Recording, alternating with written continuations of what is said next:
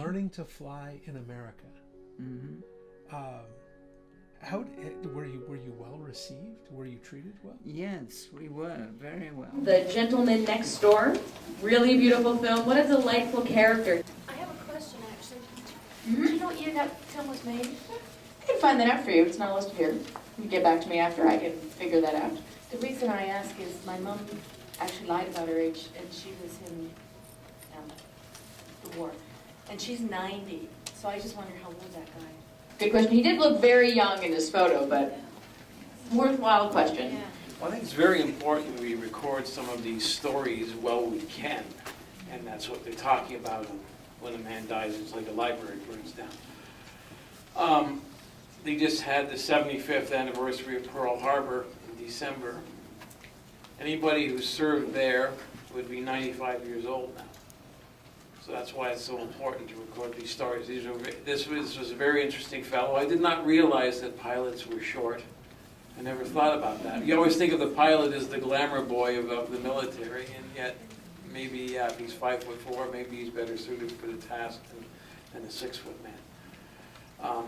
He's a very interesting character. I thought, in a way, the interviewer was trying to pick at guilt, which I don't think should be there. You know what I mean?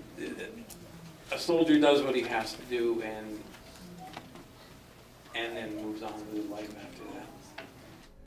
I really become sort of one with that machine. As you know, the cockpit's very small. Just like the Winston Churchill line, sometimes you have to do what is required. What is required, yes. Yeah, which is bone-chilling to think about. And especially when you're fighting what those guys were fighting. Absolutely. Very poignant. Yeah. Very, very touching to think about. And he had such a delightful spirit.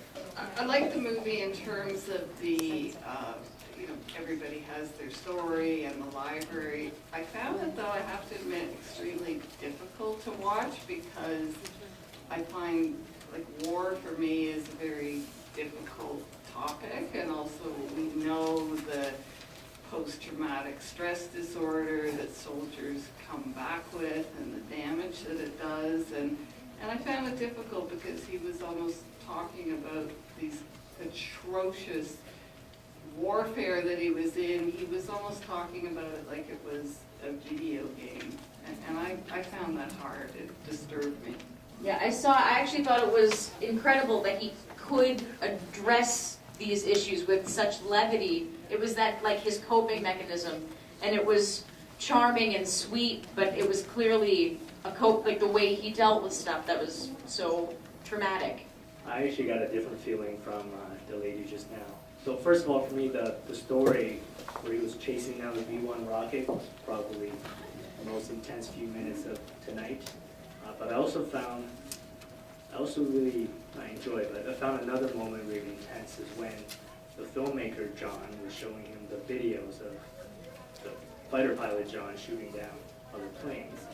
It was almost like goading him into showing excitement for the awesome things he was doing, quote unquote. But I found that the fighter pilot, John, got really quiet. I felt like the warrior's burden, but he didn't really take joy in doing those things. So for me, I got the opposite feeling than the lady just now. Interesting point. When that happens, I noted it too. He changes the subject. He starts talking about the mechanics of the plane. It's clearly something he doesn't want to talk about. And when he talks about going into see concentration camps, he says, I didn't want to look, I didn't want to gawk at them. It's interesting. There's definitely more there that's never really teased out. You only get glimpses of what's on the surface.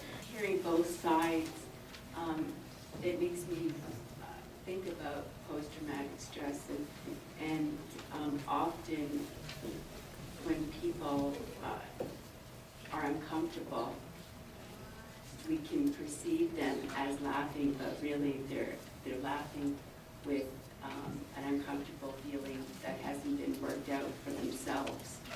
We don't, he even says at the very end, we didn't talk about how we dealt with it.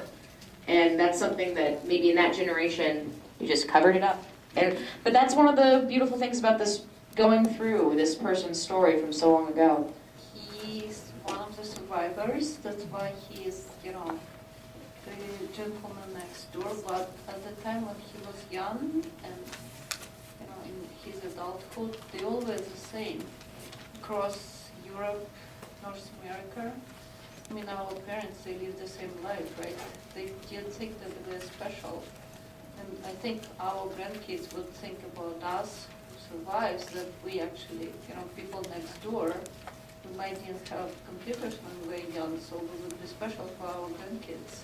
I think what's important too is these kids, if you were 17, 18, 19 years old at the time, they hadn't been exposed to war like the kids have now. There was no television, there was no video. It was all new, it was all exciting, it was all fun. My mom talks about walking through bombed out houses and finding bodies, and at the same time as collecting antiques that were sitting around. It didn't have the same kind of impact. Their brains weren't developed the same way as the kids of today, or even in general. I mean, we know psychologically people's brains aren't developed till over the age of 21 or 22 years old. So a lot of this stuff, I think, just got filed into certain parts of the brain that just, I mean, my mom doesn't talk about it, and she was in intelligence in Bletchley. So, and my dad certainly didn't talk about it, except the time he picked up a helmet and there was still a head in it. They just didn't talk about it. And I think it just gets filed away. And war was different. It was exciting. People wanted to go, not like now, because they didn't know what it was. Not like we do now. That was a time perhaps where it was romanticized, and those romanticized notions were broken by the horrors of war. And it's a fascinating story.